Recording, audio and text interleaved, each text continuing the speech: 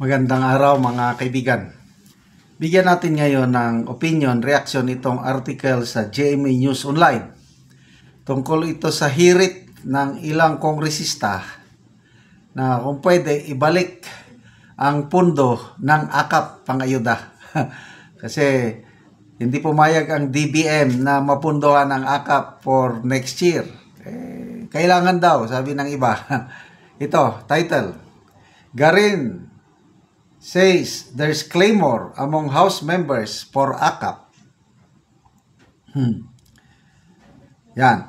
Without an allocation in the National Expenditure Program for 2026, there might be no way to fund the ayuda para sa kapos ng kita program or the government's assistance program for minimum wage earners. Deputy Speaker Iloilo Representative Janet Garin said on Friday.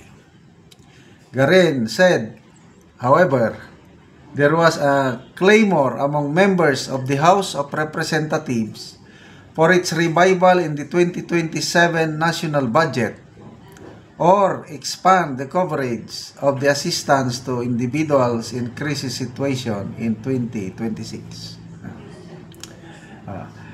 Sabi niya, kapag walang bahay ay hindi talaga pwedeng mapunduhan ng Kongreso. Dahil walang bahay ang AKAP, mahirap siyang mapunduhan. Pero andun pa rin yung hinaing ng mga kongresista na baka sa 2027. Maibalik ito or ma-expand ngayon yung coverage ng AIX. Talagang nakakapanghinayang yung isang programa na na-demonize. Sabi niya, referring to criticisms AKAP has been used for political patronage. Totoo naman. Ginamit ito sa election. Ano pa? Garin said, the House of Representatives respected the decision of the Department of Budget and Management not to allot funds for AKAP for 2026. Nire-respeto natin ang DBM dito. Andun lang yung panghihinaing ng ibang kongresista na sayang kasi yung mga tao, yung near poor na dapat tinutulungan. Tulungan nga pang si Gadon, Terry Ridon. Yan, House Committee on Public Accounts Chair Representative Terry Gadon sees the value of AKAP. Kailangan daw, sabi ni Ridon. Ito po ang AKAP ay para pa doon sa mga talagahong mababa ang sahod ng mga kababayan po natin.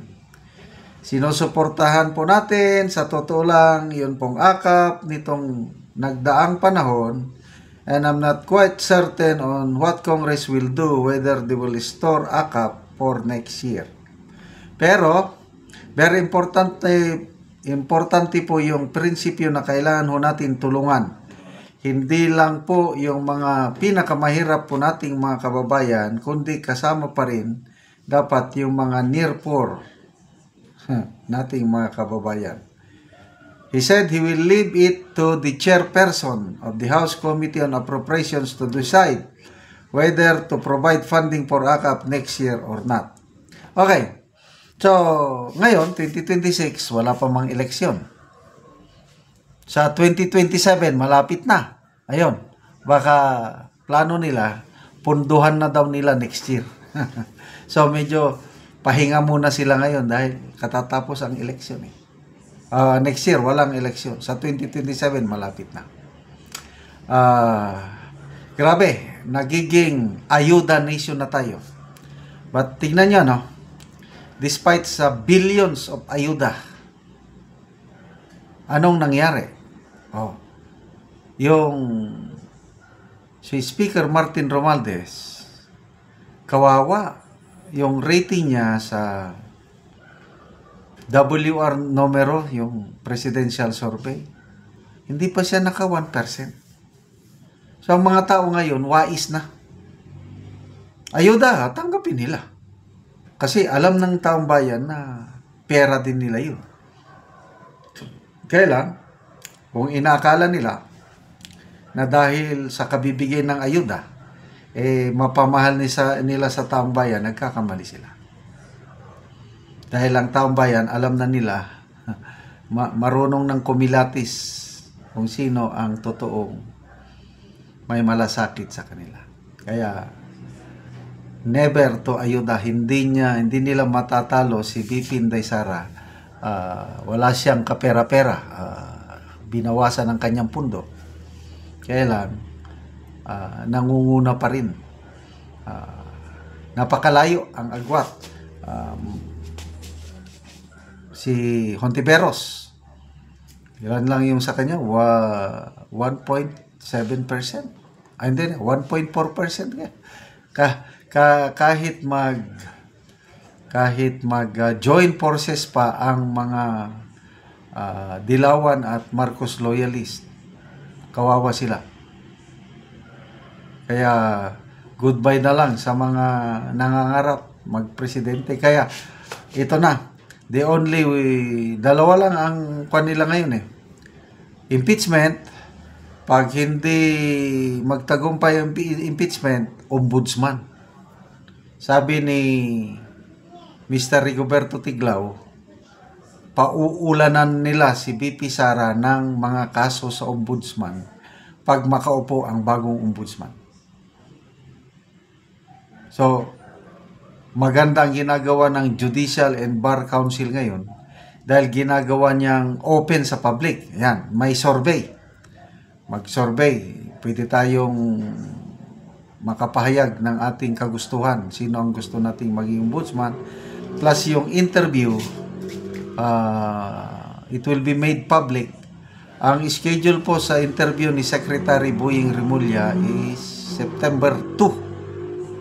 From 9 to 12 noon. Kaya manood po tayo para makita. So, sa 17 applicants, dalawa lang ang nasa executive branch. All the rest nasa judiciary. Si Secretary Remulla at saka ang Deputy Executive Secretary for Legal Affairs, Ana Lisa Lugan. Na ang tingin ng iba, baka daw ito si Ana Lisa Lugan ang magiging ombudsman.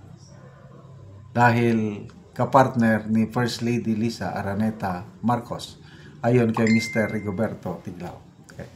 Salamat mga kaibigan sa inyong pagsubaybay sa ating channel. Nakakatulong kayo ng malaki sa tribong Talandig ng Bukidnon dahil ang income natin sa channel na ito is pantulong sa tribo. Namimigay tayo ngayon ng mga libreng yero at pako para makapagpatayo itong tribo ng mas maayos na tahanan. Panoorin nyo ang video na ito. Salamat sa Ginoo kay nakatulong. Salamat kayo sa Ginoo. Si Lolo ang matagaan og yero nga mag-atop siyang balay.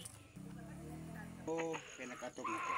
So mo ni ang balay ni Lolo. So mga busog na gyud yang abuan ni Lolo. So matod ni ang kuan nga tuluan na giapit-apit ng mga yero. So makita nimo. Kung muulan tuluan na gid kay sila kay apit-apit ng yero. So atong makita karon kay niya tagaan man sila yero, mag-atop sila karon. So mo ini lang ilang atupan. Na ilang turgananan kay ulanan na sila kung kuan sila, kung mabasa sila ulan, kung mag-ulan. Mo ni ang ilang atupan nga ilang balay. Saan pasabok? So nato si Lolo o si Lola sila pag-atop sila balay. So managid og atop ang managid Lola o Lolo ang ilang balay. So kita gid nimo ba nga nindot na kayo kay nahumanagid og taod ang yero.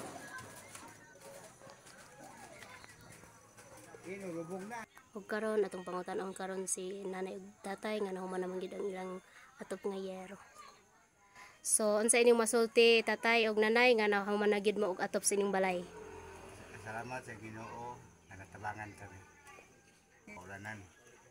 Oo. So pila na imong edad tay? 63. Si nanay? 66. So namoy anak. Naa. So tanan na namin nyo. Tanan na. So pila ka tuig ni ang inyong balay nay nga nainato na nga giapid-apid na lang ang yero. Napulo na. Sige. At sa Ginoo. Salamat kayo sa Ginoo. Sige, salamat po.